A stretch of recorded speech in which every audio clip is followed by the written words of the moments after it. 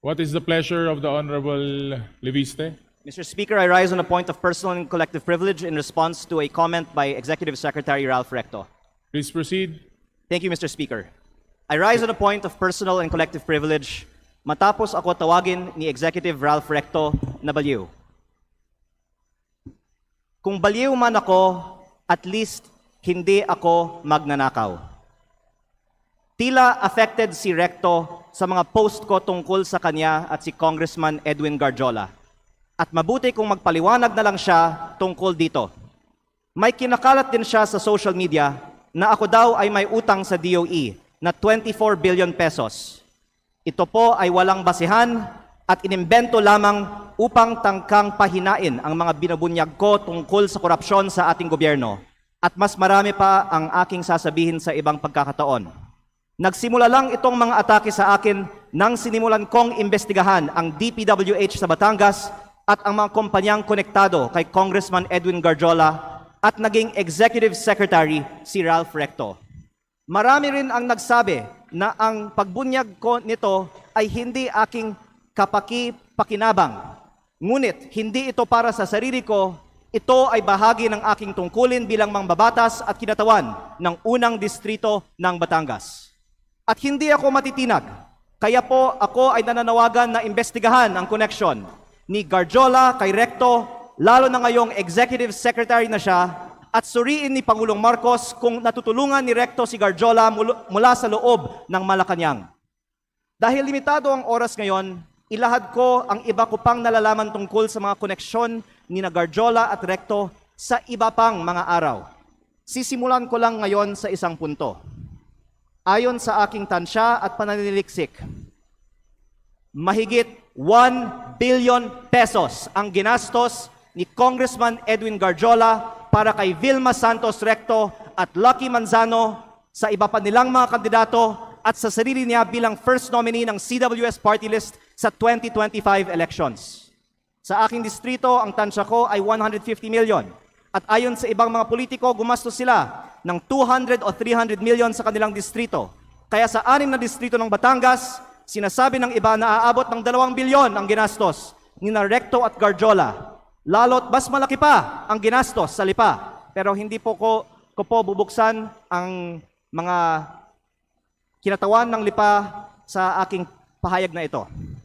Pero sabihin na lang natin na 1 billion pesos ang ginastos ni Recto at Garjola sa 2025 elections. Noong April 16, 2025 naman, inimbita ako ni Congressman Garjola na mag-dinner sa kanyang bahay sa Punta Fuego na Sugbo sa aking distrito kasama si Secretary Recto na makikita sa mga picture na ibinahagi ko sa Facebook para hingin aking tulong para kay Vilma at Lucky. Pagkatapos, umikot ako kasama si Cong Garjola at mga tauhan ng mga Recto sa iba't ibang bayan ng aking distrito upang i-endorse ko ang V-Lucky sa mga leaders ko. Pagkatapos ng mga meeting, nakatanggap ako ng reports na may ibinigay umano na cash para ikampanya si Vilma at Lucky na galing raw kay Congressman Garjola. Tila si Congressman Garjola ang gumagastos para sa kampanya ni V-Lucky. Batay sa aking mga nakita sa aking distrito at sa mga pagpupulong at materyales kung saan ang nakalagay ay Vilma Santos Recto, Lucky Manzano at CWS party list. Ang ibang mga politiko sa Batangas ay pwede ding tumestigo na si Garjola ang gumagastos para sa mga Recto. Kahit pagkatapos ng eleksyon, ibinahagi ko din sa Facebook ang picture ng meeting ni Gov. Vilma at Secretary Ralph sa mga mayors ng Batangas sa Tagaytay Highlands noong August 15 na ayon sa mga dumalo ay hosted by Congressman Garjola. Kung mali ang aking impormasyon, narito naman ang ibang mga kinatawan ng Batangas at pwede nilang sagutin ngayong araw na ito ang aking mga pahayag. O pwedeng magpatawag ang Kongreso ng pagdinig. At kung totoo na 1 billion pesos o mahigit pa ang ginastos ni Congressman Garjola para sa mga Recto sa nakaraang kampanya, ang susunod na tanong ay, bakit si Garjola gumastos ng mahigit 1 billion piso para sa mga Recto? Ito ba ay pagkakaibigan lang o may ginagawa ba si Ralph Recto as Cabinet Secretary of the Republic of the Philippines para makapaggastos ng ganito si Garjola? Sa aming dinner noong April 16, inalok ako ni Congressman Garjola na mag-partner sa kanya at kay Secretary Recto sa pagnenegosyo sa DPWH sa aking distrito. Sa sistema raw na ginagawa nila noon pa sa Lipa at sa ibang mga bayan. Tukuyin ang mga lugar para sa mga road opening ng DPWH. Sabihan ko daw sila pag meron akong mga nakita para makasama sila sa bilihan ng lupa. Kayang tumulong daw sa pagpondo ng mga proyekto ng DPWH si Secretary Recto dahil siya ay nasa kabinete at si Kong Garjola din ay malakas daw sa DPWH at maaaring siya na ang bahala sa kontraktor. Sa ibang pagkakataon, ipinagmamalaki din sa akin mismo ni Secretary Recto na bago niya pinopondohan sa DPWH ang mga bypass roads sa Lipa, kinokondisyon pa niya sa mga may-ari ng lupang dadaanan na magbigay sa kanya ng parte ng lupa sa mababang presyo.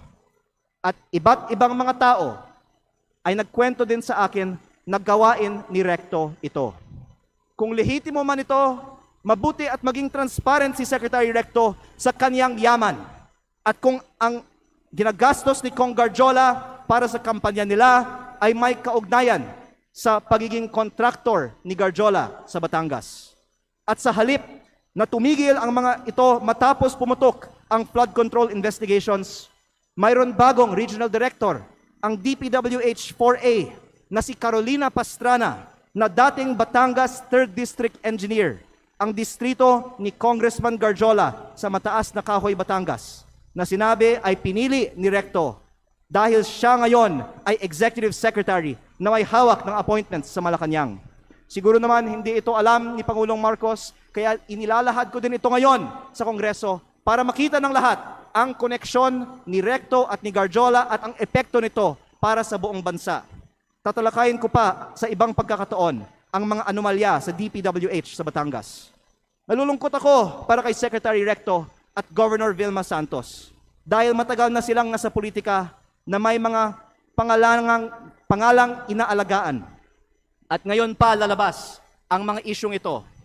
Pero mas nalulungkot ako para sa Batangas at sa ating bayan dahil sa mga ginagawa ng mga pinakamataas na opisyal gamit ang pera ng bayan. Lalo kung hindi man lang tutugunan ang mga aligasyong ito at kung hindi inaaprubahan ang pagbaba ng VAT at mga buwis sa langis o ibinibigay ang ayuda para sa lahat na nabanggit ko na sa mga nakaraang pagkakataon.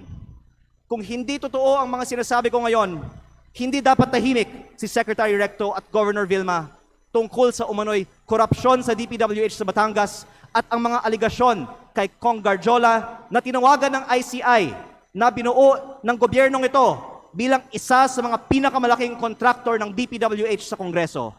Mabuti kung ipaliwanag nila kung totoo bang malaki ang ginastos ni Garjola para sa kanilang kampanya at ano ang kapalit at kung si Garjola ay kaibigan lang ba o funder din.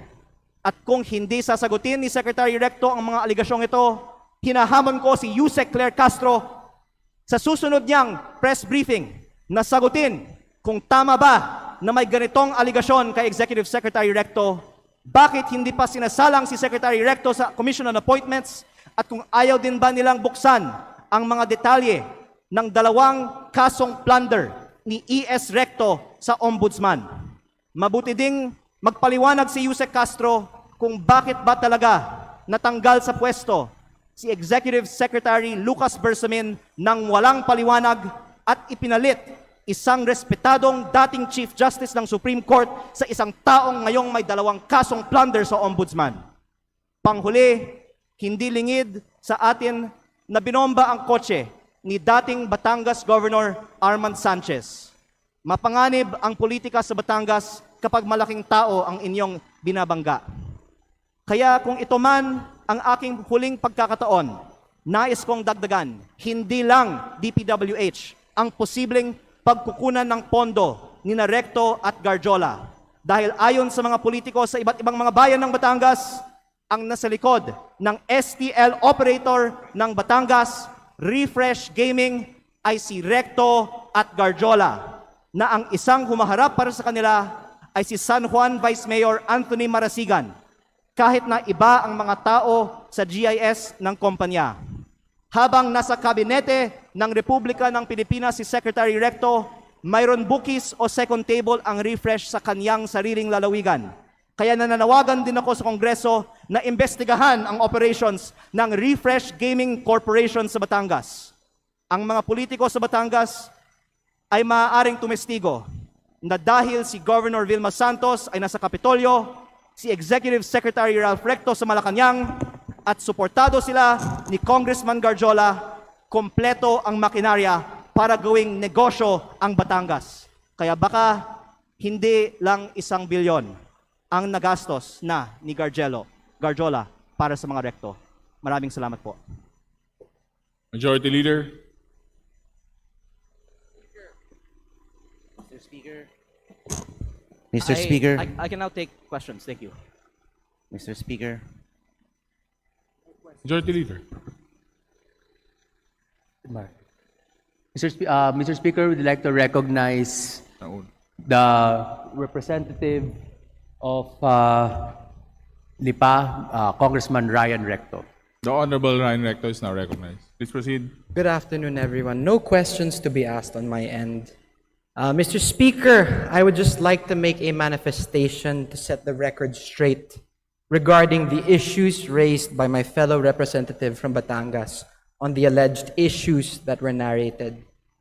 First, while this representation recognizes the importance of legislative oversight, I believe that it is equally important that information shared in this plenary is accurately based on facts, not assumptions, not insinuations, and certainly not on incomplete information.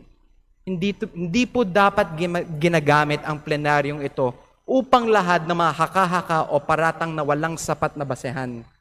On the alleged ties between Congressman Edwin Gadiola and Executive Secretary Ralph Recto, their association is purely professional, as Congressman Gadiola is also a member of the House of Representatives and a fellow Batangueño. There are no personal interests involved, but only a shared commitment to fulfill their duties to their constituents. Walang katotohanan ang mga alegasyon ni Congressman Leviste na mayroon silang may mga maanumalyang transaksyon. Fake news po yan, Mr. Speaker. This representation is not privy to the motives of my colleague from the 1st District of Batangas, but let it be known, hindi po tayo basta-basta nagpapadala sa mga inimbentong issue dahil alam po natin kung ano ang katotohanan dito. In fact, I will not stand idly by and let these so-called facts be presented as truth. Let it be a reminder that Executive Secretary Ralph Recto has served as congressman and senator for decades, representing not only Batangas, but also the broader interests of the Filipino. And same goes for Governor Vilma Santos Recto. Mr. Speaker, and to all my colleagues here and to the general public, let us just focus on the facts and let us uphold the process. And most of all, let us keep our focus on our constituents and serve them with integrity. And on the subject of VAT, pagdebatehan po natin yan dito sa Kongreso. It is not the job of the executive, but our job as legislators, and we're always open for that. Thank you, Mr. Speaker. Mr. Speaker, may I respond? Majority Leader. Mr. Speaker, may I respond? Mr. Speaker, I'd like to recognize the Congressman for the 1st District of Batangas, Thank you. Congressman Leandro Please Leviste. respond. Unang-una po, ako po ay nagpapasalamat kay Congressman Recto na gusto niyang talakayin ito ng mas mahaba siguro sa Kongreso. Kaya sana magkasundo-sundo na lang tayo na magkaroon ng pagdinig sa Kongreso. Ipatawag natin ang iba nating mga kapwa Batanggenyo at sila ang pwedeng tumestigo tungkol sa mga kaugnayan ni na Secretary Recto at Congressman Garjola para hindi he said, she said at maglabas na ng mga resibo. Pangalawa, dagdagan ko din na hindi ko binanggit sa aking privilege speech kanina ang eleksyon sa Lipa, alang-alang sa aking kasamahan. Pero para may konteksto tayo sa talakayan nito, sinabi sa akin ng ibang mga politiko sa Lipa na ang di umano'y ginastos ni Congressman Garjola at ng mga Recto sa Lipa sa 2025 elections ay umabot pa ng 1 billion pesos kasama na ang napakataas na presyo para sa bilihan ng mga boto. Hindi ko po alam ang totoong nangyari.